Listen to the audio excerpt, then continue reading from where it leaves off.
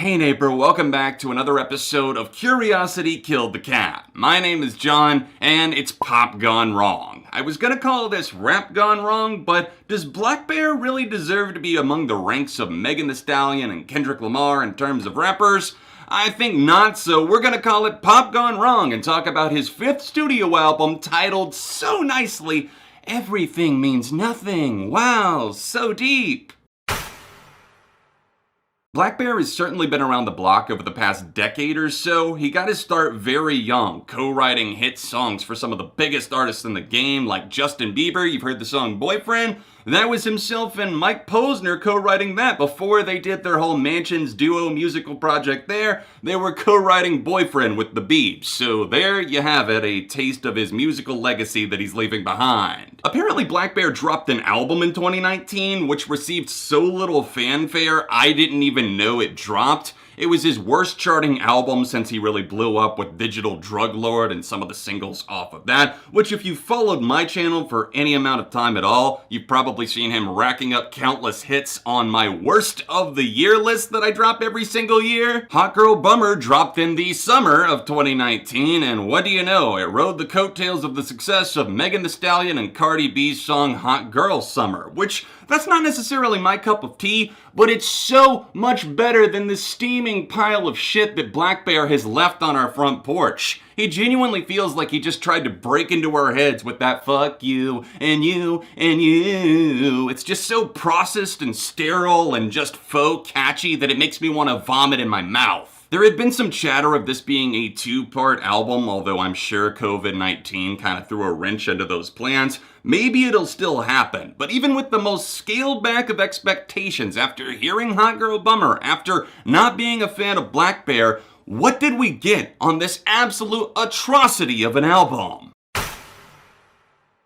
Blackbear appeals to 2 audiences and 2 audiences only. Number 1, TikTok users. Songs that can be so relatable, so bland that they could appeal to literally anyone, and somebody might find it, oh my god, that's kind of relatable, I got a soundbite that I can use in my TikTok. And number 2, the second audience, white girls at college who drink a whole lot, because if they weren't drinking, then they wouldn't be listening to Blackbear.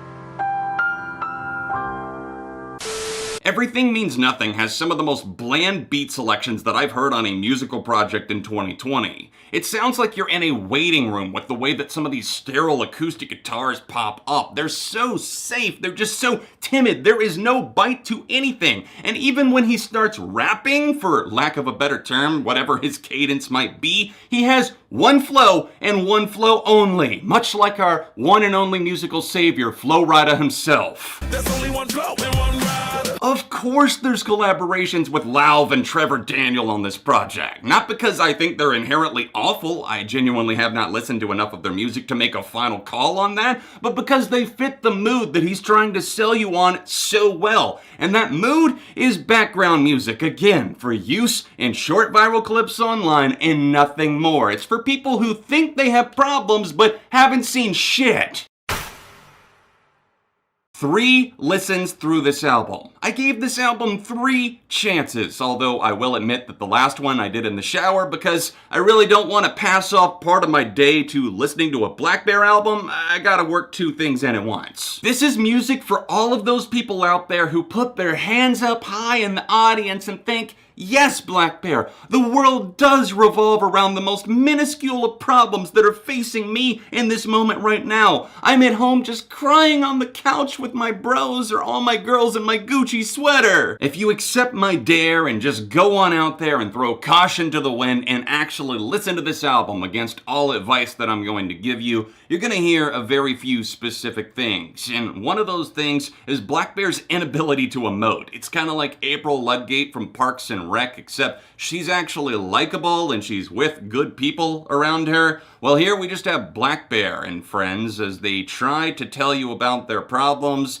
and it's about as deep as those trenches you dig in Animal Crossing, although I'm sure he'd love for you to think it's an ocean of tears. The lyrics on this project are gutter trash. Like, it's so bad that I can't possibly sugarcoat it for you or dance around that truth, because I was rolling my eyes so often. Yes, I've heard worse in the world, but it's just like so many times where you just want to slap them straight across the face and say, this isn't an actual problem. Have you seen the world? It is on fire. And you're over here like, oh God, I'm sobbing in Cabo. That is rich people problems 101, my friend, and nobody gives a shit. Life is changing, the world is on fire, nobody knows what the future holds, but sure, let me pour one out for the homie Blackbear because he got a little boo-boo on his heart.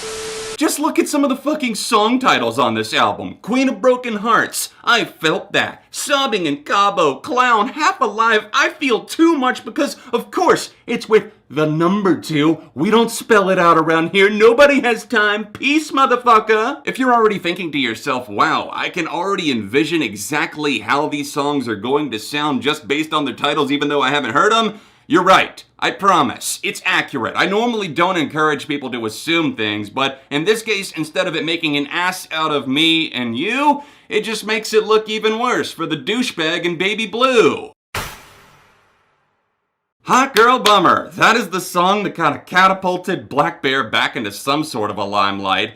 And I don't think that's a good thing at all. It is one of the more energetic and high-tempo songs on this album, and for that, I suppose, thank you for that brief catharsis of this mind-numbingly boring track list. But beyond that, the catchiness, the lyrics, the, hey, this is going to be played at every frat party for the next 10 years vibe that I get from it, it just makes me want to dunk it right into the dumpster. Moving on from my hatred for that song, let me talk about something that I surprisingly hate even more. It's Clown, featuring Trevor Daniel, an artist who has been blowing up in 2020, so of course Blackbear recruited him like a girl being recruited for a sorority somewhere. This song gives me those exact type of vibes. Roller coaster up and down, we're so high can't see the ground. These revolutionary, game-changing lyrics here that he throws out are so painfully dime a dozen that it makes me want to rip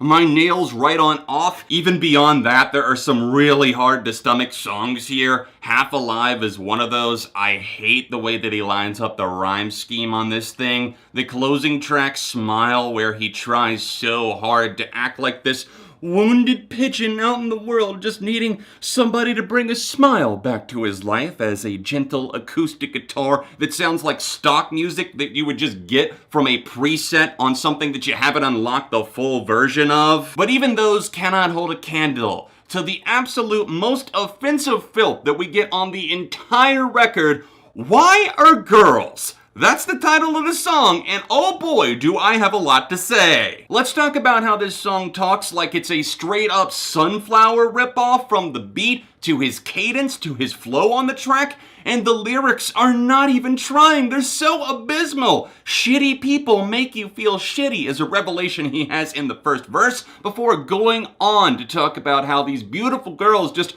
run and control his life and about how he can't contain himself. They're always breaking his heart. Why are girls so hot? That is an actual line that this 29-year-old man put on this song. Why does it exist? Somebody explain.